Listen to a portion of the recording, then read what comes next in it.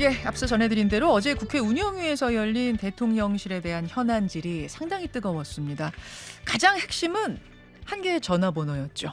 02800-7070. 7월 31일 이날은 군의 최상병 사망 사건 조사 결과를 듣고 대통령이 경로했다고 야당이 주장하는 그런 날입니다. 바로 그날 대통령 주재 수석비서관 회의가 끝날 무렵 한 통의 전화가 국방장관에게 걸려옵니다.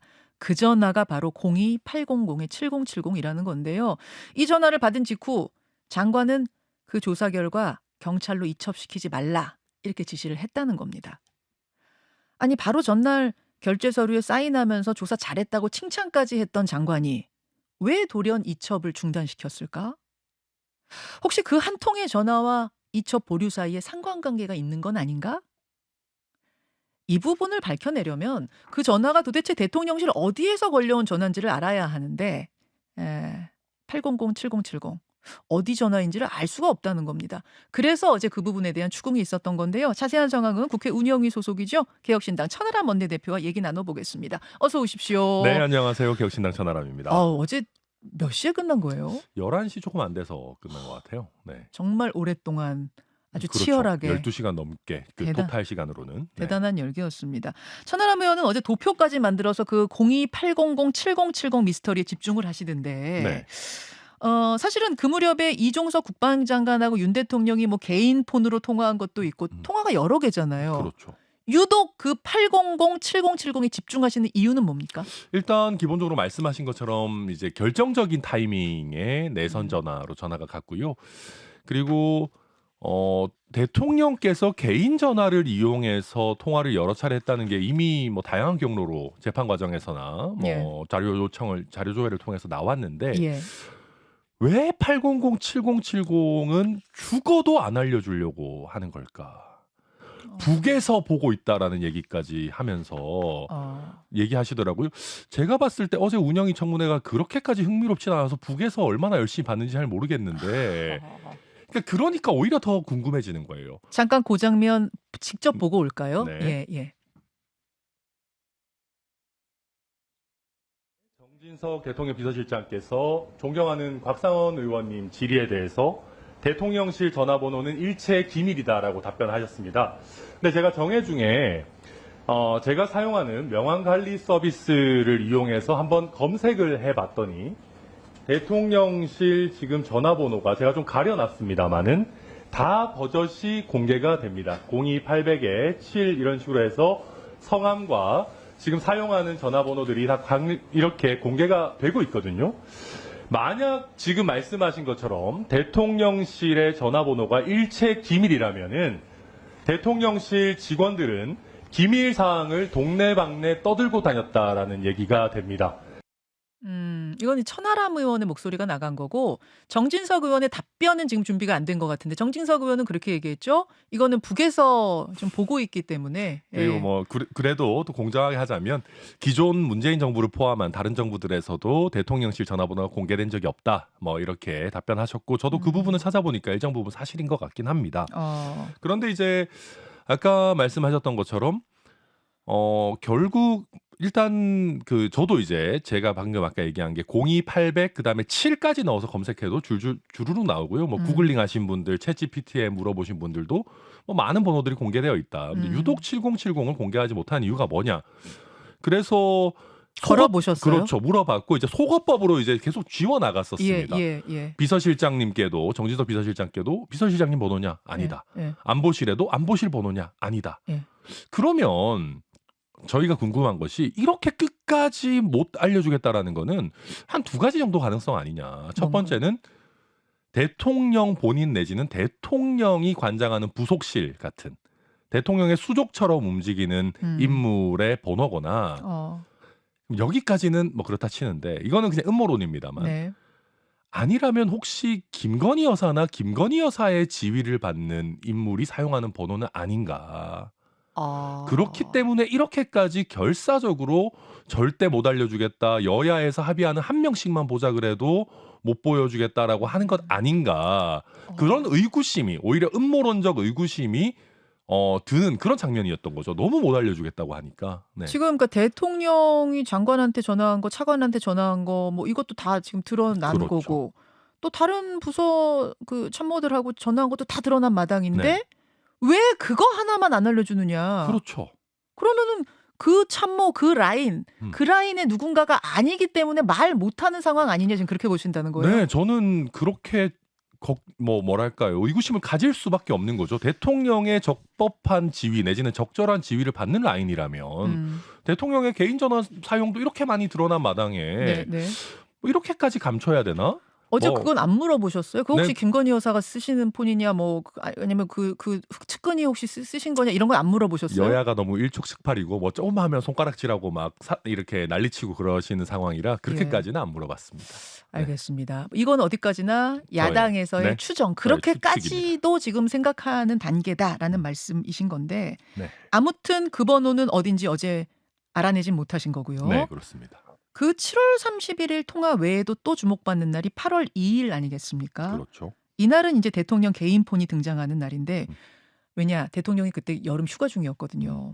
휴가 중인 대통령이 개인 휴대폰으로 이 사안과 관련된 관련자 중 3명하고 7차례 통화한 날이 이날이죠. 네. 예. 먼저 이종섭 국방장관하고는 3통, 신범철 국방차관하고 3통, 임기훈 대통령실 국방비서관하고 1통. 그날은 무슨 일이 있었던 날입니까? 그날이 이제 정말 바쁜 날이었던 것 같아요. 그래서 이제 뭐 보니까 그날이 이첩이 됐던 날이고, 그렇죠. 회수도 됐던 날이고, 회수가 됐던 날이니까 이제 장관, 차관, 국방비서관에게 다 얘기를 했다는 거는 대통령이 내리는 지시가 보통은 한 사람한테 얘기하면 지휘 라인을 타고 쭉쭉쭉 가지 않습니까? 대통령이 뭐 여러 사람에게 여러 얘기할 필요 없지 않습니까? 근데 그래서 저희가 추측하기에는 그때 이첩 지시에 대해서 내부적으로도 뭔가 이거 간단한 일이 아닙니다라는 얘기들이 있었지 않았을까? 이건 그냥 제 추측입니다만은.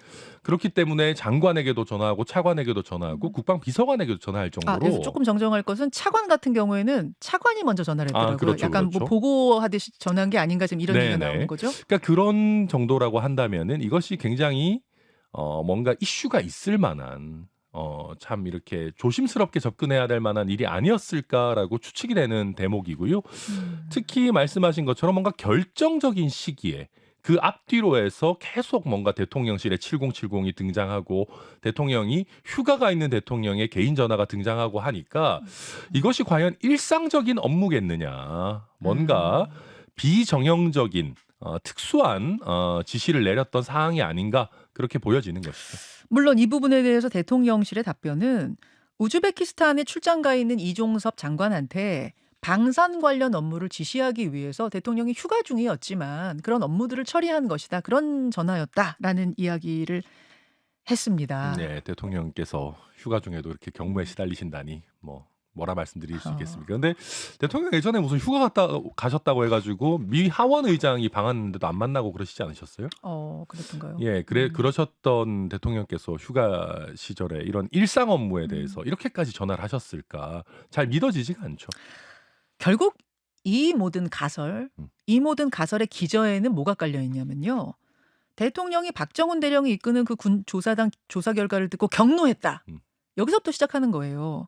만약 대통령이 경노했다는 전제가 무너져 버리면 지금 그 뒤에 가설들, 뭐 전화는 왜 했느냐, 뭐 이 번호는 어디야, 이거 다 무너지는 거거든요. 따라서 대통령의 경로가 있었는지 없었는지를 밝혀내는 것이 가장 중요한데 어제 이 경로를 봤다는 참모가 있었습니까?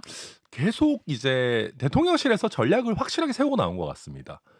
경로 자체가 없었다는 걸로 명확하게 답변 방향을 정하고 나온 것 같이 보였어요. 잠깐 좀 보고 올까요? 네, 고민정 의원하고 누구의 영상이죠? 김태호 실장? 예, 듣고 오겠습니다. 그러면 그 회의 자리에서 대통령이 경로하셨습니까? 언제 어떤 회의를 말씀하시는지 7월 모르겠는데 31일 회의 말씀드리고 있습니다. 그날을 정확히 적시해서 제가 기억은 못하지만 보통 안보실 회의에서 경로하신 적은 없습니다. 보통 없는데 그날은 했느냐고요? 그날도 정확히 무슨 주제인지는 기억은 안 나지만 여름 휴가 직전 당시로 기억을 하고 저희 앞에서 화를 내신 적은 없습니다. 지금 경로에 대해서는 어디까지 뭐 밝혀진 거예요? 그러니까 어제 나온 분들은 다 못 봤다고 하는 건데. 네, 그럼에도 불구하고 이제 뭐 MBC를 비롯한 여러 네. 보도를 통해서 박종훈 대령이 이제 경로 사실을 이제 전해 들은 부분들이라든지 다양한 부분들이 이미 보도가 많이 됐죠. 그리고 이게 이제 대통령실 입장에서 빠져나갈 구멍이 너무 많아요. 그러니까 경로라는 것이 예. 어떤 그 정량적인 개념이 아닙니다. 그렇죠. 그렇지 않습니까? 그렇죠. 여기서부터는 경로, 네. 여기서부터는 경로 아니야 이런 게 아니니까. 그럼요. 그렇기 때문에 아마 나중에 대통령이 이첩을 지시하거나 사단장까지 입건하는 것이 과다하다라고 다소 언성을 높이며 이야기한 사실이 밝혀지더라도 경로는 아니었다라고 빠져나갈 구멍이 얼마든지 있어요. 저는 그래서 경로서를 부정하는 것이야. 이거는 뭐 정량적인 것이 아니니까 그렇다 치는데 네. 오히려 대통령 경로설이 왜 나왔는지를 봐야 돼요. 이런 이첩이라고 하는 것이 사건을 넘기고 그 다음부터는 경찰이나 수사기관의 판단을 따라가면 되는 건데 굉장히 무리하게 국방부에서 다시 줬던 사건을 가지고 오는 사실 법률적으로는 말이 안 되는 사건을 벌리다 보니까 야 이런 말도 안 되는 일이 왜 벌어졌냐. 국방장관도 결제한 서류를 다시 뺏어오는 게 어떻게 가능하냐. 그러면 단 한 사람 VIP인 윤 대통령의 지시가 아니면 설명이 안 되는 거 아니냐라고 해서 설명하는 가능성을 찾아가다 보니까 실제 경로하셨다는 걸 들은 분도 있네라고 해서 가는 것이거든요. 그래서 저는 대통령실도 경로가 없었다라고 모르쇠로 하면서 아무것도 얘기하는 못할 게 아니라 그렇다면 왜 국방부 장관이 그런 식으로 그 군사법원법에 위배되게 무리하게 다시 가져왔는지에 대한 답을 해야 되는데 그런 부분에 대해서는 제대로 된 설명을 못 내놓고 있는 거죠. 오케이. 그런 말씀. 여기서 이제 대통령실 입장이 어떤 것이 있나 좀 들여다보니까 대통령실 입장은 이런 거더라고요. 박정훈 대령이 주장하는 외압은 실체가 규명된 바 없고 전원을 통해서 경로했다고 들은 것뿐이다 지금. 직접 경로를 들은 사람이 없다. 이런 이야기. 또 하나는 경로에 대한 부분은 그렇고 지금 대통령실에서 이야기하고 있는 것들이 그렇죠. 네, 주로 이거죠. 반대로 뭐 항명은 명확하게 그 얘기가 나 있네요. 그 이종섭 장관도 이야기가 있었네. 이종섭 장관이 도대체 다 사인해놓고 잘했다고 칭찬까지 해놓고 그거 왜 가지고 오셨어요? 결국 대통령이 시킨 거 아니에요? 이런 질문에 대해서 아니 내가 사인해놓고 나서 보니까 좀 실수한 것 같더라. 생각해보니까. 네. 그래가지고 다시 이거 되돌린 것이다라고 청문회 때 이야기한 거. 그렇죠. 이 두 가지 정도가 반론으로 있더라고요. 어떻게 보세요? 굉장히 이상하죠. 그리고 굉장히 이상한 일이 벌어지기 앞뒤에 계속해서 대통령실의 전화번호와 대통령 개인 폰이 등장을 하는데 그러면 이거 보통 이제 우리가 장관 정도 되면 하루에 결제해야 되는 일들이 굉장히 많이 있습니다. 그럴 것 같아요. 결제하고 나면은 보통은 그 일이 다시 올라오기 전까지는 좀 지나가죠. 일상적인 회사 생활 하시는 분도 그럴 겁니다. 결제함 들어가서 결제 누르고 나면 며칠간 잊어버리게 되죠. 사람이라는 게. 근데 그것에 대해 가지고 아무런 외부 요인 없이 야 내가 결제까지 해서 타기관에 이게 이첩까지 됐는데 다시 가져와야겠어. 이거는 쉽사리 내릴 수 있는 결정이 아니죠. 네, 그러다 보니까 외부 그리고 그 의사결정에 영향을 미칠 수 있는 대통령과 대통령실이 개입돼 있는 거 아니냐라는 것이 저는 지극히 합리적인 추론 과정이라고 생각합니다. 자, 이런 상황 속에서 공수처 수사 못 기다리겠다. 이거는 특검으로 가야겠다 해가지고 오늘 본회의에서 민주당이 발의한 그 특검안 그거를 그대로 통과시키겠다는 구상이더라고요. 근데 개혁신당 생각은 조금 다른 것 같더라고요. 그러니까 저희는 싸우는 것도 싸우는 거고 명분을 뭐 만드는 것도 만드는 거지만 일이 되게 했으면 좋겠다는 생각을 늘 갖고 있습니다. 어떤 말씀이실까요? 그래서 민주당은 민주당대로 특검법 통과시키고 대통령은 대통령대로 거부권 행사해가지고 계속 쳇바퀴 도는 거를 좀 끝내고 정치라는 게 뭐겠습니까? 타협과 양보가 필요한 거 아니겠습니까? 민주당도 100%는 만족스럽지 않더라도 국민의힘의 의원들의 한 10분 정도의 참여를 이끌어낼 수 있는 중재안을 통과시킨다면은 그것이 이런 쳇바퀴를 좀 깰 수 있는 방안이 아니겠느냐라고 생각해서 제가 뭐 나름대로 천하람 중재안이라고 해서 특검 추천이나 뭐 언론 브리핑의 문제에 있어서 국민의힘에서 주장하는 자기들 딴에는 독소 조항이라고 주장하는 부분을 좀 줄인 내용을 제안을 했어요. 그 특별검사 같은 경우에는 지금 민주당 안에는 야당이 추천하도록 돼 있는데 천하람 안에는 제3자가 네, 대한변협이 2명을 추천하는 걸로 했는데 사실 민주당이 지난번 국회에서 통과시킨 안이 사실 대한변협 추천 아니었거든요. 그랬었죠. 그 거부권 행사 당한 그 안. 그랬기 때문에 이거는 민주당에서도 특별하게 반대할 명분은 없어요. 그러면 한동훈 후보가 제안한 그 중재안하고 천하람 중재안하고는 어떻게 달라요? 저는 뭐 그 한동훈 후보는 대법원장을 이야기했지만 대법원장 등 제3자라고 했습니다. 그리고 한동훈 친한계라고 불리는 뭐 장동혁 의원을 비롯해서 많은 분들이 대한변협 안, 천하람 안도 검토해 볼 수 있다라고 했기 때문에 배제하는 건 아닌 것 같아요. 근데 제가 민주당 의원들하고 소통해 보면 대법원장보다는 대한변협이 받기가 조금 더 낫다. 왜냐하면 대법원장은 어쨌든 윤석열 정부에서 임명된 분이기 때문에 더 부담스럽고 본인들이 봐도 좀 우스운 얘기지만 한동훈 안보다는 천하람 안이 좀 덜 부담스럽다. 그런 얘기들을 하시더라고요. 그래서 이제 제가 민주당의 중진 의원들하고도 소통을 하는데 국민의힘에서 한 조금만 한 4-5명 정도의 참여만 이끌어낸다고 하면 본인들도 당내에서 야 이거 중재안으로 가자라고 세게 얘기를 하겠는데 저 한동훈 후보 쪽에서 안 움직이냐. 그래서 저도 이제 한동훈 후보 쪽도 열심히 얘기하는데 좀 표현이 그렇지만 쪼신 것 같다. 그쪽 캠프가요? 네, 그러니까 용산의 눈치를 좀 보시는 것 같고 그냥 이건 제 느낌입니다. 그리고 당원들 눈치도 좀 보는 것 같아요. 그래서 한동훈 후보 쪽에서도 처음에는 기세 좋게 칼을 뽑았죠. 최상병 특검법 찬성해야 된다. 기세 좋게 뽑았는데 지금 난타당하는 상황이 오니까 약간 몸을 사리는 국면으로 들어간 게 아닌가. 그래서 저도 그렇고 저희 당의 이준석 의원도 그렇고 아니 지금 한동훈 후보와 뭐 17인의 표도둑이냐. 소심파 코스프레는 코스프레대로 하고 왜 그러면 정작 움직일 수 있는 의원들은 뭐 중재안이든 타협안이든 왜 받지 않느냐라고 압박은 하고 있는데 지금 뭐 조금 움츠러 들어있는 그 상황인 것 같습니다. 그러니까 한동훈 위원장이 지금 대표가 된 상황 아니더라도 그 캠프에 한 17명, 현역 의원이 한 17명 있으니까. 범 한동훈계라고 하면 30명까지도 있다라는 관측도 있거든요. 진짜로 지금 빨리 특검법 추진하고 싶은 생각이면 그분들이 움직여서 6명만 움직이면 됩니다. 친한계에서 6분만 움직이면 김재섭 의원은 이미 천하람 안에 찬성 의사를 표했고 안철수 의원도 제가 파악하고 있기로는 한동훈 후보 쪽에서 어떻게 움직이는지 지금 보고 계세요. 그래요. 그렇기 때문에 6분의 친한계 의원만 움직이면 되는데 그것조차 안 하겠다는 거는 사실은 진정한 어떤 의사가 없다는 거죠. 진정성을 좀 의심하게 진정성이 된다. 없다는 거죠. 그 말씀이에요. 알겠습니다. 개혁신당 천하람 원내대표 지금 만나고 있습니다. 한 2-3분 정도 남았나요?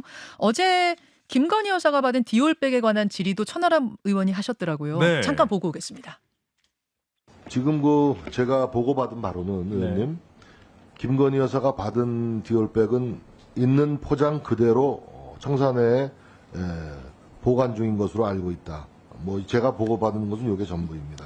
저희 운영위원들이 대통령실의 실제 현장을 방문해서 디올백이 포장 그대로 보관되어 있는지 확인하기 위해서 현장 실사를 하겠다라고 하면 대통령실께서 협조하실 거죠?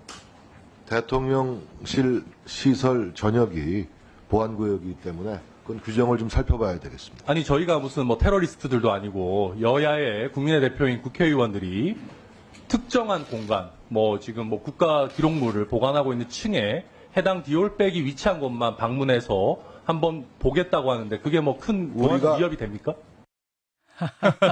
테러리스트는 아니죠. 아니죠. 네, 제가 보장합니다. 테러리스트는 저희가 뭐 조금 싸우고 해도 테러리스트는 아닙니다. 근데 왜 가서 굳이 내가 봐야겠다라고 하신 의도가 있을 텐데요? 아니 이걸 믿지를 못하겠어요. 아니 정말로 포장 그대로 디올백이 보관되어 있는지를 일단 믿지를 못하겠고요. 이렇게 있다고 하는데도 조금 의심스럽다. 그리고 가능하다면 가가지고 시리얼 번호나 이런 것도 정말 확인해보고 싶습니다. 그게 맞는지. 네, 그래서 아니 당연한 거잖아요. 그리고 지금 말씀대로 포장 안 뜯고 보관해놨다 그러면 안 보여줄 이유가 뭐가 있습니까? 오히려 적극적으로 와서 보여주겠다고 하든지 아니면 여기 보관돼 있으면 하다못해 사진이라도 찍어서 보여주든지 해야 되는데 그러면 좀 더 이게 명확해지는데 그럼요. 아니 국민적 의구심을 왜 안 털고 가요? 전 답답해 죽겠습니다. 죽으시면 안 돼요. 아유, 네, 죽진 않겠지만 네, 아주 답답합니다. 네. 여기까지 어제 운영위 상황들 좀 짚어봤습니다. 천하람 의원 고맙습니다. 네, 감사합니다. 김현정의 뉴스쇼는 시청자 여러분의 참여를 기다립니다. 구독과 좋아요, 댓글 잊지 않으셨죠? 알림 설정을 해두시면 평일 아침 7시 10분 실시간 라이브도 참여하실 수 있습니다.